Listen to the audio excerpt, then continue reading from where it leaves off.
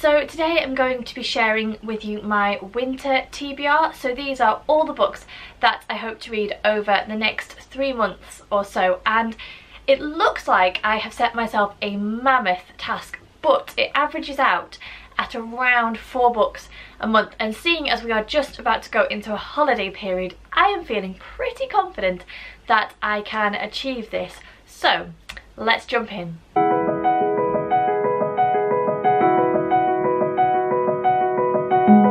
So the first book I'm going to talk about is the one that I'm currently reading, and I'm just coming up to over halfway through, so I'm not counting it in the grand total of my TBR, and that is Skyward, Claim the Stars by Brandon Sanderson. This is obviously a hardback, and I've taken the dust jacket off so that I can read it. As I said, I'm just coming up to halfway through. This is Brandon Sanderson's newest release. It's a YA science fiction, and I've seen people refer to this as a standalone novel, but I'm sort of getting the vibe that it's going to be the first in a series, so we'll have to see how that goes. But basically this is the story of Spencer, a young girl who has always dreamed of being a pilot. The planet where they live is constantly under attack from an alien species called the Krell, and the pilots are basically the humans' defense against these attacks, and there is only one small hiccup that will stand in the way of Spencer achieving her dreams, and that is the fact that her father was branded a coward. There was a great battle when Spencer was young. Her father was a pilot, he went up with his flight, and then supposedly he fled. He turned and abandoned his crew and he was shot down, and so Spencer has grown up under this kind of umbrella of being branded a coward's daughter, and she is not welcome in the DDF, which is the kind of pilot training program thing. Spencer has just dreamed her whole life of being a pilot, and she also wants to clear her father's name. So that's kind of the story that we're following at the moment. I don't want to say too much more than that, mostly because I don't know, but also because I don't want to give any spoilers away. This is just a classic Brandon Sanderson. There is depth, there's richness in the setting and in the characters. It's obviously a little bit more surface level than some of his other stuff because it is aimed at young adults, and also I feel like there is a huge bombshell that is about to drop, because that would also be classic Brandon Sanderson. But I'm really enjoying it, and I hope that it continues to be as good as it has started. Then if you watched my autumn TBR, just to give you a quick update, there were only about 4 books from that I didn't manage to read, and I'm going to wipe most of them away. The only one that I'm rolling forward is A Storm of Swords by George R.R. Martin. This is book 3 in his Song of Ice and Fire, or A Game of Thrones, and I'm just basically carrying on my reread of this, so I wanted to hopefully pick this up in Christmas week. So I've already tabbed myself every 50 pages because I find that that's sort of easier when facing a book of this size. But yeah, I'm just carrying on my reread. I feel like Christmas week, when I've got a lot of downtime, will be the perfect opportunity to get lost in this world and lost in this book, so hopefully I will be able to carry on with this. Next up we have the Bookish Mama's Choice for December, and because December is a busy month for lots and lots of people, with it being holiday season, we have picked what we hope is going to be quite a light, warm-hearted, cozy Christmas read, and that is One Day in December by Josie Silver. This is the story of a young woman who basically falls in love at first sight. She sees a man through the window when she's on a bus, and she just immediately falls in love, and then the bus moves on and it's gone, and she thinks she's never going to see him again, and then a year later she meets him at a Christmas party, and the story unfolds from there. So as I said, hopefully this is going to be kind of just a warm, gorgeous, cozy, perfect Christmas read, I hope.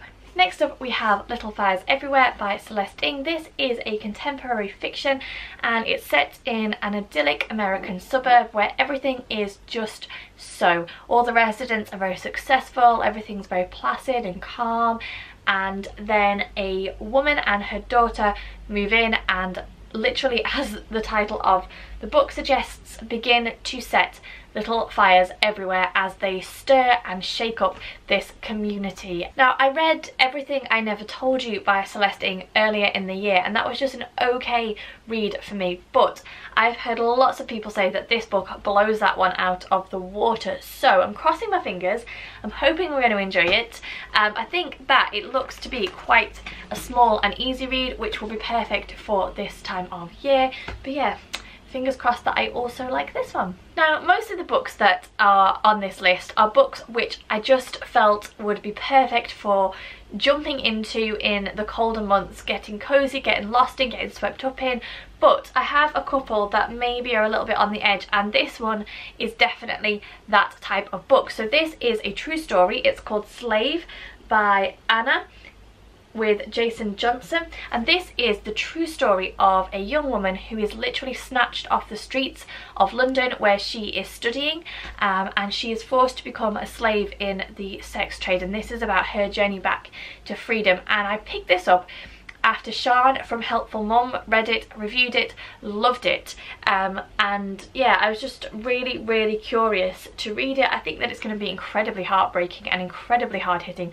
but super relevant, and yeah, I'm just really interested to read it and see what I think. So I'm hoping to pick this up soon. Maybe I'll read it kind of in and amongst some of the other things because I think it's going to be quite difficult to read. But yeah, that's the next one. Okay, moving back into the books I can get lost in. The next one on my TBR is Shadows on the Moon by Zoe Marriott. This is a Cinderella retelling with a twist. It is set in Japan and Cinderella basically saves herself, and I don't know much more about it than that. It says on the back, Suzumi is a shadow weaver. She can be anyone she wants except herself. Only one man sees through her illusions. Only one man loves the girl within, and he will not give her up, not even to a prince. So I just think that it sounds really fascinating. I love a good fairy tale retelling, but I particularly love ones where there's just a big difference, or they put a spin on it, a clever spin on it, and the fact that it's set in Japan, I just think it's going to be so fascinating to read about. So I'm really looking forward to picking this one up. Another book which I'm looking forward to getting lost in but I don't know too much about is The Bear and the Nightingale by Catherine Arden.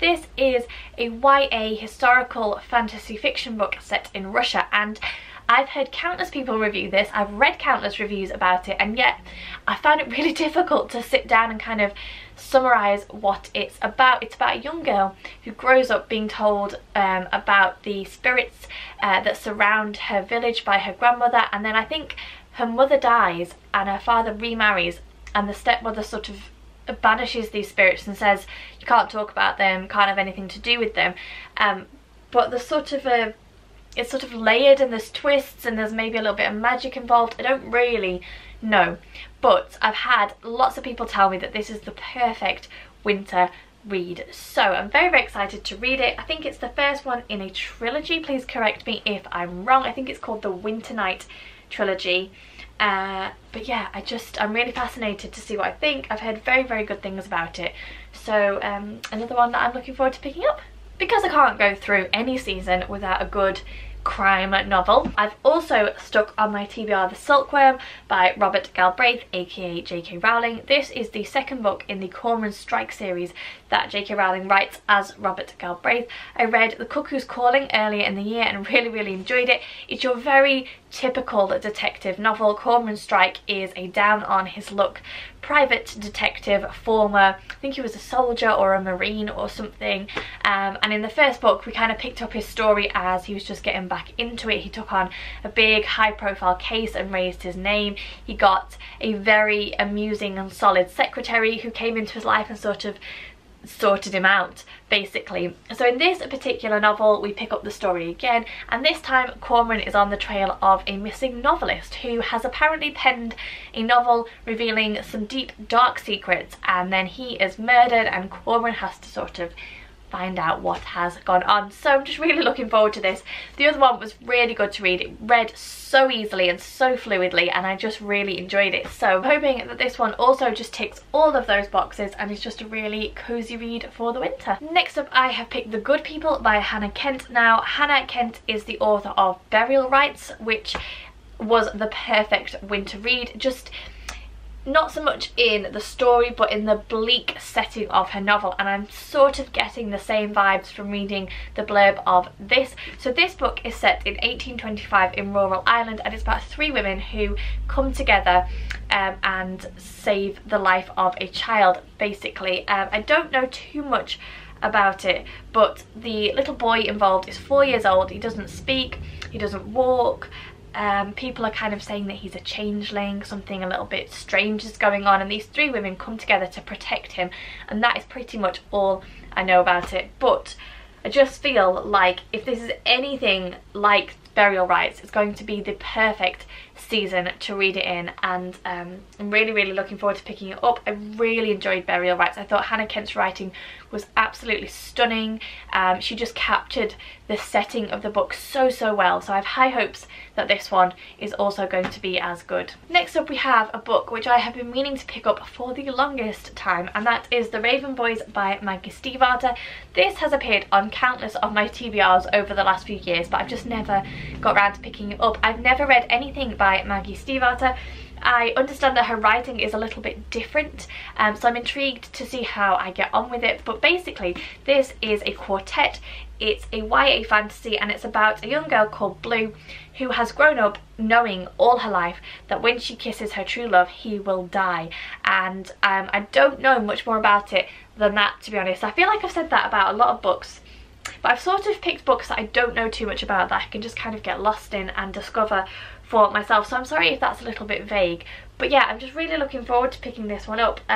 It actually says on the back, praise for Maggie Stiefvater, best book to curl up with. So yeah, we shall see. And then the final one on my list, although there will be 2 Bookish Mama books, there'll be the January one and the February one, but the last physical book that I have here is Girls of Paper and Fire by, I'm not sure how to say this author's surname, so I'm gonna say Natasha Ngan, but that could be wrong, so I'll just, that's how you say it. I'm really sorry if I butchered that. So this is a book. It says on the inside cover, each year 8 beautiful girls are chosen as paper girls to serve the king. It's the highest honour they could hope for and the most demeaning. This year there's a 9th, and instead of paper she's made of fire. So yeah, I just think that that sounds so fascinating. Can't wait to read it. This came in a fairy loot. The cover alone is just absolutely stunning. There's so much praise for it on the back. I just think it sounds really good, and I can't wait to read it. So there you go. I'm sorry if some of my descriptions of those books were a little bit vague. As I said, I've tried to pick books that are just perfect for this season. Just throw on a blanket, get a hot drink, and get swept away in a fantastical world. So I'm hoping that some of those books will meet that criteria. As always, thank you very much for watching. Do let me know if you've read any of the books that I've set on my TBR, what you thought of them. Let me know the book that you are most looking forward to reading this coming winter. Please don't forget to give me the thumbs up, subscribe to the channel if you aren't already, and I'll see you all soon.